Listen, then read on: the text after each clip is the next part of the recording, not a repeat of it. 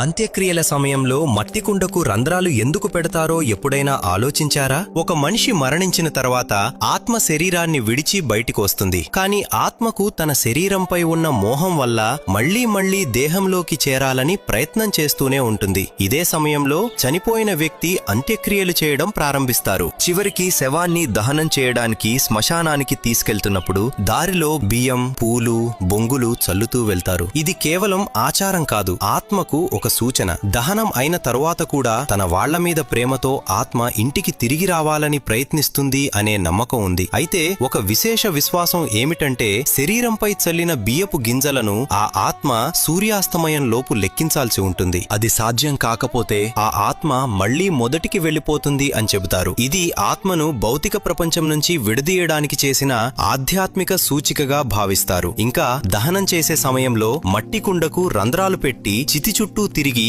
చివరికి ఆ కుండను పగలగొడతారు. దీనర్థం చాలా గొప్పది. కుండ మన శరీరానికి ప్రతీక, అందులోని నీరు ఆత్మకు ప్రతీక. కుండ పగిలిపోయిన తర్వాత నీరు మళ్లీ అందులోకి వెళ్లలేనట్లే దహనమైన శరీరంలోకి కూడా ఆత్మ తిరిగి ప్రవేశించలేదని ఈ ఆచారం సూచిస్తుంది. చివరికి పగిలిన కుండ మట్టిలో కలిసిపోయినట్లే మన శరీరం కూడా భూమిలో కలిసిపోతుంది. అదే జీవితం యొక్క